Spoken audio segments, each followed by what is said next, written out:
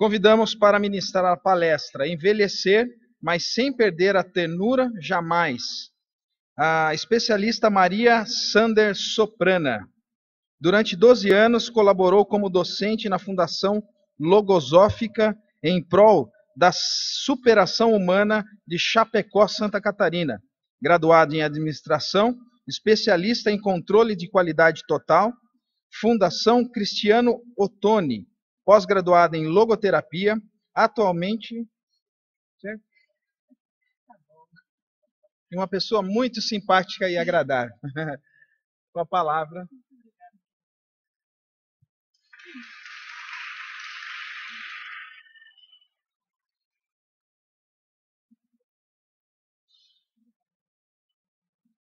Vou cumprimentar a todos, se me permitem, assim, boa noite, seres humanos. Já está a noite quase, né? Seres humanos é uma forma gentil que me cumprimentavam e me cumprimentavam assim, oi, ser humano. E aquilo virou uma brincadeira que passava, ô, ser humano, tudo bem, ser humano? Ô, doutor ser humano, eu estou mandando um documento tal.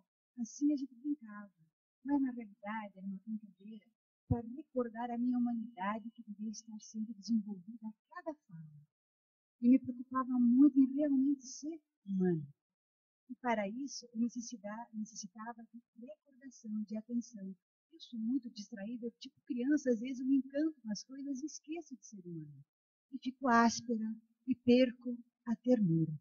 Então, voltando agora para o foco da minha pequena fala, assim. Assim. Coube a mim esse tema, envelhecer, mas sem perder a ternura jamais. E a palavra responsabilidade. Ali eu botei boa tarde, seres humanos, para mim não esquecer, porque é uma realidade que eu vivo falando. Então, assim, será que sou terna? Então, como envelhecer sem perder a ternura? Temos que ter ternura para perdê-la. E temos, somos, estamos cultivando. E para que envelhecer sem perder a ternura? O que ela tem de valor para que eu não queira perdê-la? Eu, Mara, penso que ela tem um afeto. Que o afeto é um amor feito com ciência. Eu aprendi e para entender, eu tive que vivenciar esse afeto. Ele é incondicional, porque ele tem parte com a consciência, que eu aprendi que é quando a gente escuta aquela voz do transcendente que Victor fala. Mas tudo isso é um processo que a vida não ensina lá no comecinho, porque não nos ensinaram a pensar sobre coisas transcendentes de forma a conviver com mais amizade com elas. Então, eu fui criando essas imagens com um olho no meio da sementinha da flor do maracujá, porque tem uma historinha que eu tenho que contar. Eu vim com a Vera, minha irmã, e a Beatriz. E assim, quando eu era menina, minha mãe conta que eu lembro de partes, mas a minha mãe conta que ela chegou um dia e disse assim, olha a primavera, a estação das flores, que lindo dia. E eu botei a mão na cintura e disse, cadê a prima Mara? Porque se a minha irmã tinha uma estação no nome dela, cadê a minha estação? Onde é que está a minha estação? Cadê a prima Mara? E ali não tinha uma prima Mara. Aí passaram-se os anos, a Beatriz, a minha outra irmã, um dia começou a indicar comigo, maracujá, maracujá. Aí disse, tá aí, no maracujá tem meu nome. Aí fiquei muito feliz, porque fui descobrindo que também tinha flor linda. Tinha tantas coisas lindas. E fui observando o maracujá no trânsito da minha vida. Aí também, mais tarde, todos que estão presentes devem conhecer o Centro Superri, que falava, por que eu vou pular do maracujá para ele? Porque está tudo ligadinho. Que o essencial é invisível para os olhos e só se vê com o coração. Aí eu ficava guardando essas coisas que eu estava crescendo, já era adolescente, quando eu encontrei essa fala linda. Então, eu pensei, o meu coração deve enxergar como? Cultivando virtudes com responsabilidade, de envelhecer com ternura, com afeto, com alegria, que foi muito bem explanada. Onde é que está a nossa querida? Está lá, Marina. Assim, aí chegou num momento que eu estava pensando sobre o maracujá, que a doutora Marina me convidou para contar a historinha, E à noite veio assim para mim, nossa, quando eu era jovem, tinha mais tempo de vida e menos tempo para viver. Agora que estou envelhecendo, eu tenho menos tempo de vida e mais tempo para viver. E aí eu lembrei da régua da vida. Quanto tempo já tinha vivido sobre aquele pedaço ali? Aí, se eu for colocar o dedinho, não vai aparecer lá, né? Mas em todos os casos, a expressão da gente vai mostrando que a gente já passou na régua da vida. E isso me encanta, porque eu descobri mais tarde o objetivo do maracujá na minha vida. Eu queria ser como ele. Quanto mais enrugadinho por fora, mais docinho por dentro. Tem água?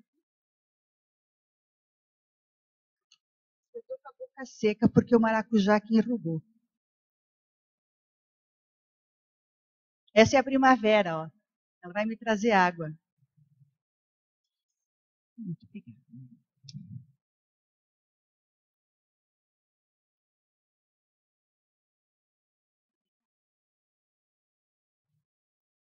Vou dar sequência.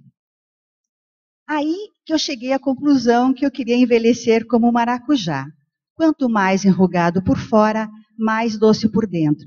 E demandava tanta atenção e eu era sempre muito distraída, tipo criança. Então eu tinha que fazer um outro processo. Era um desafio, eu tinha que olhar para dentro de mim e cultivar isso tudo. E fui criando assim mecanismos que parece assim, não é uma coisa muito fácil. Bem difícil até, mas muito desafiante, e o desafio conquista. Como? É precisamente nesse ponto que entra a análise existencial, que eu encontrei. Ela preconiza a autonomia da existência espiritual. Eu me dei conta que aquele maracujá tinha dentro a sementinha, que ali era tipo a minha pessoa espiritual que ficava se postergando se eu cultivasse bonitinho. Que aí eu deixasse a sementinha boa no mundo. Que não tinha outro jeito. Que se eu ficasse lisinha por fora, eu não ia fazer o processo, eu tinha que envelhecer para conseguir a semente. Então, eu comecei a ficar muito feliz de saber que tinha um porvir, um envelhecimento que viria e que faria com que esse projeto se realizasse. E aí, se essa existência espiritual, ela teria que aparecer com o coração, será que eu vou ter que olhar as coisas com o coração para poder entender esse processo do maracujá? Será que eu estava procurando as coisas muito com a mente? Onde é que estava? O que eu tinha que fazer? Eram muitas perguntas.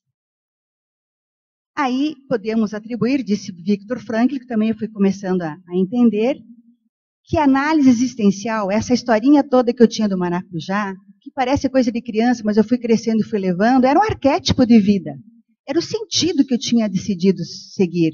Um deles, sempre renovando, que essa análise existencial tem a virtude do senso de responsabilidade.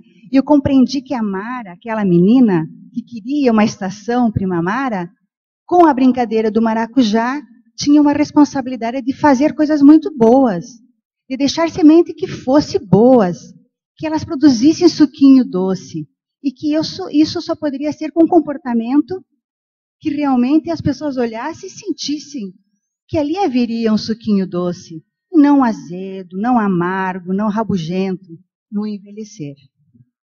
E como isso? Então, como que eu descobri adoçar o maracujá? Eu descobri que quando eu analisava, parava assim para pensar, pensando eu transcendia, aí eu escutava a voz da consciência, porque parando, a gente para e pensa, o silêncio é maravilhoso, ele adoça o maracujá, para quem brinca com essa parte de transcender por uma fruta. Mas assim, olhando, Lucas, ela disse que realmente, busquemos pausas em nosso deserto pessoal para nos conectar ao transcendente. Só podemos fazer isso no silêncio, para pensar até o final. Aí eu descobri que quando eu não adoçava o maracujá, quando eu estava áspera, impaciente ou intolerante, ou seja, estava em desacordo com o meu objetivo, eu não pensava até o final. Eu interrompia, cortava, eu não tinha a atenção conectada.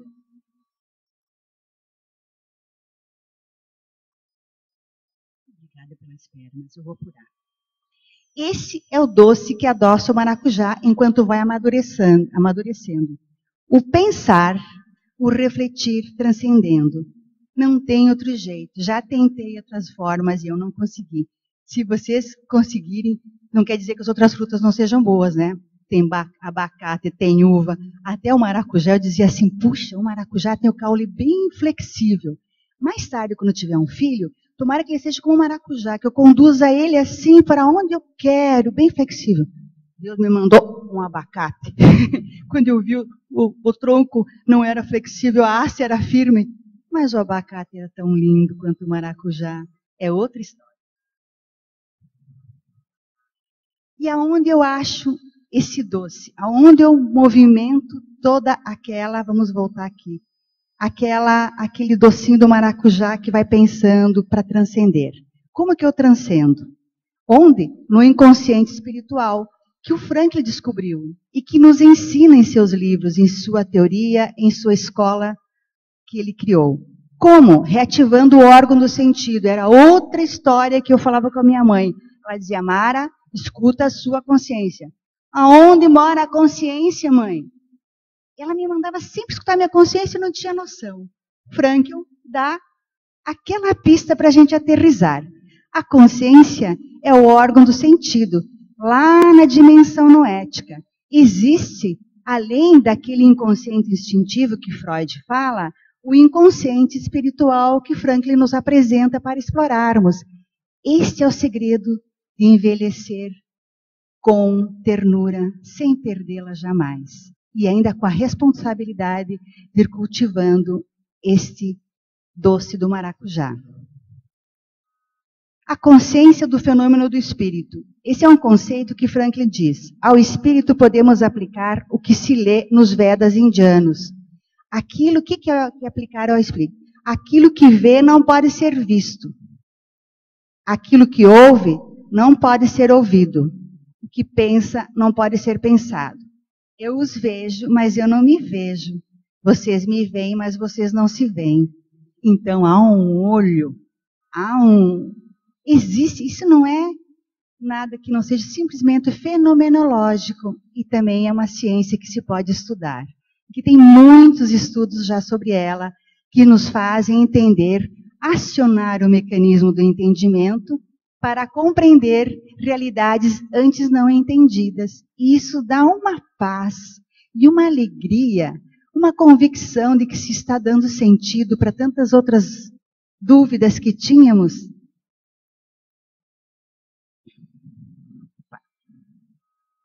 É outra linguagem, eu fui compreendendo, outro idioma, um idioma metafísico. Então já não era mais uma linguagem do físico, era um idioma novo que eu deveria aprender. E Franklin tem tudo nos livros para a gente aprender. Um idioma docinho a aprender. E a consciência, como diz Franklin, é o ser que decide. E a consciência moral revela-se intuitiva. Quando eu cheguei nesse estudo, eu fui mexer em coisas que eram muito importantes para mim e que tinham me feito entender a minha escolha num transe difícil em minha vida. Franklin também diz, a fim de antecipar aquilo que terá que realizar, a consciência deverá primeiramente intuí-lo. E os sonhos são mecanismos de intuição onde Franklin nos ensina a prestar atenção. Essas fotos são do meu Silvinho, do nosso Silvinho. Ele escreveu, é nosso filho mais velho, ele escreveu uma redação escolar que ironicamente dizia assim, quando eu crescer. Ele iniciou, quando eu crescer, quero ser um homem com muita saúde e bom coração. Para isso, estou começando desde agora. Ele tinha 13 anos, quando ele escreveu essa redação, ele não sabia que a vida dele era tão curtinha e que já iria terminar. Dali uns dias, ele escreveu uma outra redação, onde falava sobre a morte da tartaruga. E ele escreveu assim, o importante não é a morte, é o que ela nos tira. Aí eu compreendi que nos tira a possibilidade de envelhecer. Esse nosso filho nos ensinou com sua morte que podemos sobreviver como Fernando. Quando se ama, quando se é doce, quando se é afetuosa no diário, no comportamento familiar, quando não temos remorsos por injustiças, por ausências, por negligências, por rispidez. Com licença, toma mais uma gole.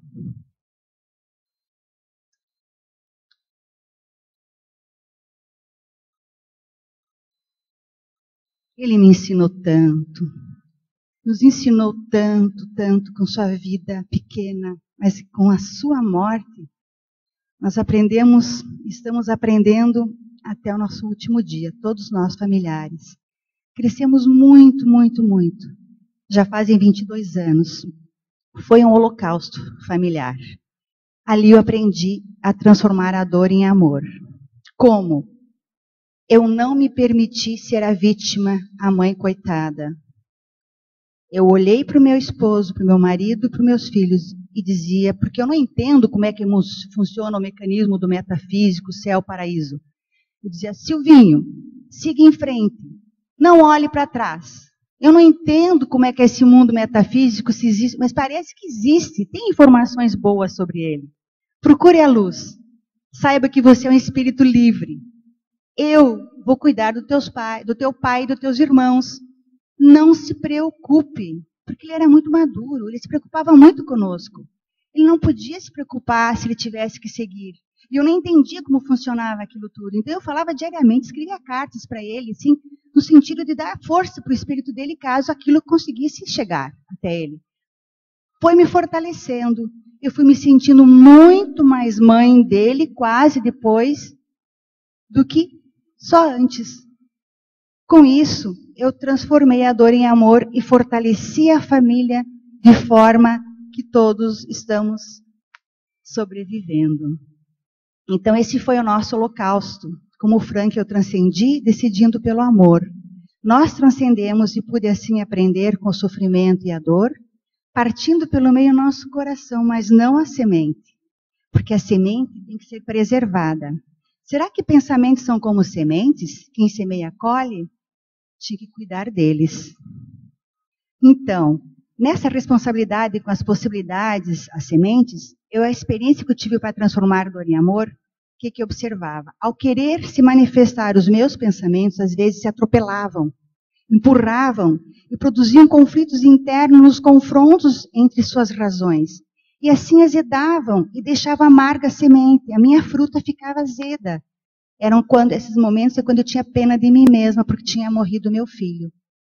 Quando eu direcionava para a minha dor sem olhar o outro, eu ficava assim, cheia de confusão. Aí, decidir ser responsável e envelhecer com ternura, eu saberia que assim estaria adoçando o maracujá. E isso foi uma escolha durante o processo da dor. Recordava da docilidade. Aí encerra um alto objetivo pedagógico e educativo individual. Como? Eu tinha que ser digna dos meus tormentos. E digna dos tormentos que toda a família estava passando. Como? Suavizando-os.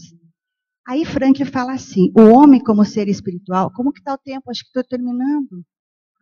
Posso? 2 minutos? Então, eu nem me lembro mais como é que termina. O homem, como ser espiritual, não só se encontra confrontado com o mundo, tanto com o meio ambiente, como o seu mundo interior. Mas olha que lindo, como também sempre pôde dispor-se e comportar-se. É precisamente um comportamento livre. E eu vivia dizendo para os meus filhos, olha, nós temos que nos comportar muito bem, porque um dia não é só um comportamento uns para os outros, mas nós vamos ter que prestar conta para a nossa consciência. E eu acho que tem mais uma continha lá na frente para a gente acertar. E o bom comportamento vai nos deixar com um pouco de crédito, e com esse comportamento vamos nos sentir mais firmes para andar. E assim a gente vai levando e pensando nesse comportamento livre. Como? Eu, Mara, explorando minha própria psicologia, descobrindo meus aspectos positivos e negativos para me conhecer, saber com que recursos conto para triunfar sobre eu mesma, não sobre o outro, sobre mim. Eu tenho que triunfar sobre as minhas fraquezas. Então, em minhas experiências na vida, transformando a dor em amor, aquele amor feito consciência que é o afeto. Então, olhar dentro. O Victor Frankl traz o ensinamento de Maria, que diz assim: "Sê senhor de tua vontade e servo de tua consciência." Nossa, eu disse, agora eu entendi. Eu tenho que pegar nas rédeas a minha vontade e conduzi-la ali. Se eu estou com falta de vontade, pegar a decisão. Se eu estou rígida, vou ser mais flexível. Se eu estou rancorosa, trocar pela bondade, compreender.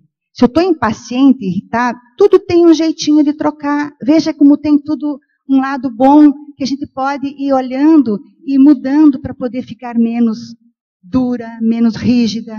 Então, há muitas possibilidades no ser humano para transformar as coisas que não são boas e outras bem melhores. Refletindo, peito, garganta apertada. Quem que não sente assim, uma dor no peito, assim, quando não está em sintonia com a sua pessoa espiritual, a sua alma? Como cada um pensa nessa partezinha interna que rege? Então, quando a gente está apertado, eu pensava assim, Mara, quem quiser chegar, eu encontrei esse ensinamento, daí eu praticava, quem quiser chegar a ser o que não é, deve principiar por deixar de ser o que é. Se eu não era responsável e queria ser, eu diria primeiro deixar de ser irresponsável, que eu era.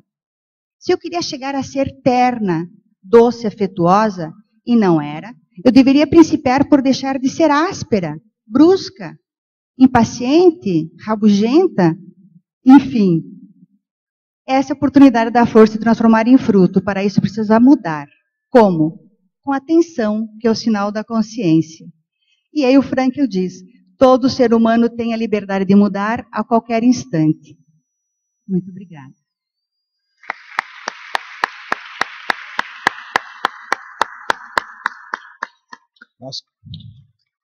Nós que agradecemos. Não, passou não. Quando o assunto é interessante, a gente nem percebe o tempo passar. Oi? Bom, gostaríamos de chamar a doutora Marina.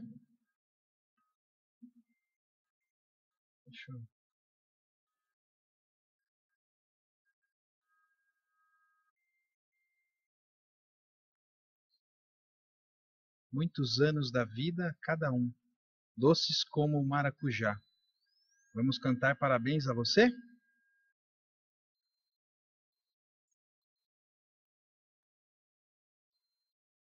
Certo.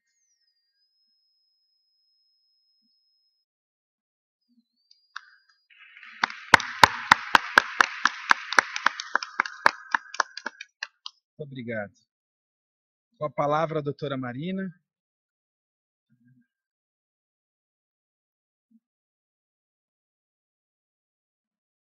Muito obrigada. Foi a ideia dela, gente, o símbolo do maracujá. Muito obrigada. E para complementar, fica aqui no palco. Vocês vão receber um presente agora, tá? Mas eu vou explicar esse presente. Todo mundo aqui já recebeu alguma agressão na vida? Desde criança, né? E se a gente envelhece, se for contabilizar as agressões, nós recebemos mais. Bom, quando eu recebo uma agressão, vamos simbolizar isso como uma tocha que uma pessoa A lança em mim. Eu posso... Quais as respostas eu posso ter? Qual é a resposta mais comum? Vai, pode. Cadê eu? Aqui. Obrigada. Qual a resposta mais comum quando uma pessoa lança essa tocha em mim, na pessoa B? Qual que é a resposta mais comum? Devolve. Oh, muito bem. Eu devolvo a tocha para a pessoa A. Quem ensinou isso daqui foi a Alexandra, o ano passado, no Congresso de Educação. Tá? Ela falou que isso daqui é o caminho do rato. Ação e reação. Mas tem outra resposta. O que eu posso fazer com a tocha acesa? Manter acesa. Posso apagar, sim. Quando eu apago é o terceiro caminho. Mas vamos ver, antes de eu apagar, o que eu faço? O chefe ficou bravo comigo. Eu levei aquela dura no trabalho, eu chego em casa, coitado do meu marido. eu transfiro a tocha para uma pessoa C que não tem nada a ver com a coisa. Tá certo? O terceiro caminho, segundo caminho, o terceiro caminho é quando eu jogo a tocha em mim mesmo. Eu apago em mim a tocha. Aí eu começo a ficar doente. Mas tem um quarto caminho. Só que esse caminho precisa de tempo. Esse é o caminho verdadeiramente humano. É quando eu pego, pode começar a distribuir, quando eu pego a tocha, o fogo da tocha, e transformo em luz. Acendo uma vela que ilumina. E aí, essa claridade, essa luz irradia. Então, meus queridos, é uma vela com essência de maracujá, que vocês vão levar. E que está escrito aí, a vida está repleta de oportunidades para dotá-las de sentido. Então, que a gente possa, começar por mim mesma, que a gente possa transformar as agressões em vela acesa. Tá?